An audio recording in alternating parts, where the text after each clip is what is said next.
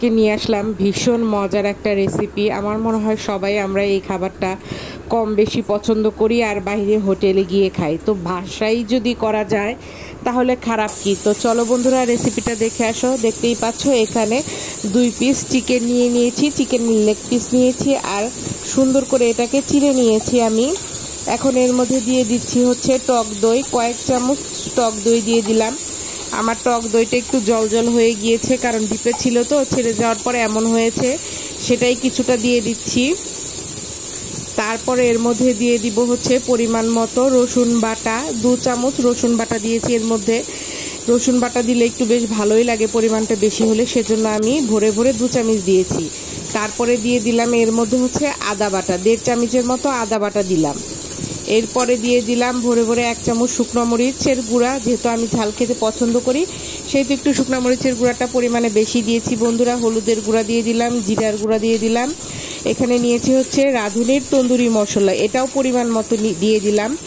আসলে আমি তো আর শেফ না যে সব কিছুর পরিমাণ বলে দিব, আমি যেভাবে করেছি বন্ধুরা সেটাই তোমাদের সঙ্গে একটু শেয়ার করছি।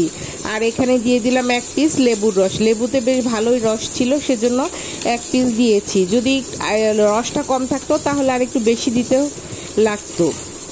তো দেখো আমি চিপে একদম লেবুর রসগুলো দিয়ে দিলাম। এরপরে দিয়ে দিলাম হচ্ছে লবণ আর দিয়ে দিচ্ছি পরিমাণ মতো সরিষার তেল। তো তোমরাও চেষ্টা করবে সরিষার তেল দিয়েই করার জন্য।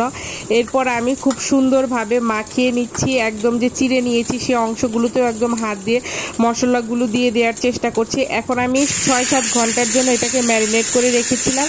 এখন চুলায় সামান্য পরিমাণে সরিষার তেল দিয়ে চিকেনগুলো দিয়ে দিলাম, মিডিয়াম আঁচ দিয়ে, যাতে সেদ্ধও হতে পারে সেভাবে দিয়ে ঢেকে দিয়েছি। দেখো 10 মিনিট পরে আবার উল্টে দিলাম, কত সুন্দর কালার এসেছে। যেহেতু এটা ব্রয়লার মুরগি, সেদ্ধ হতে কিন্তু খুব একটা সময় লাগে না। দেখো খুব সুন্দর কালার এসেছে আর ওই পাশটা আমার সেদ্ধও হয়ে গিয়েছে। তো এক পাশ সেদ্ধ হয়ে যাওয়ার পরে আমি অন্য পাশ আবার উল্টিয়ে দিলাম। দেখেছি এ পাশটা আরও সুন্দর কালার চলে এসেছে, তোমরা তো দেখেই বুঝতে পারছো বন্ধুরা। তো এই যে দেখো বাদ বাকি যে মশলাটুকু ছিল সেটা আমি এখন তেলের মধ্যে দিয়ে দিচ্ছি আর দিয়ে দিব হচ্ছে সামান্য পরিমাণে টমেটো সস। এখন এটাকে সুন্দরভাবে কষিয়ে নিব যে পর্যন্ত তেলটা উপরে উঠে না আসবে, অনবরত নাড়তে থাকবো। যেহেতু তেলের পরিমাণ খুব একটা বেশি না সেজন্য কন্টিনিউ নাড়াচাড়া করতে হবে যাতে মশলাটা পুড়ে না যায়। দেখো খুব সুন্দরভাবে মশলা থেকে তেলটা আলাদা হয়ে গিয়েছে, তার মানে আমার মশলাটা এখন রেডি হয়ে গিয়েছে। এখন নামিয়ে তোমাদের সামনে পরিবেশন করলাম টমেটো সস, কাঁচা পেঁয়াজ আর যে মশলাটা ছিল সেটা দিয়ে। খেতে তো আমার কাছে ভীষণ ভালো লাগে।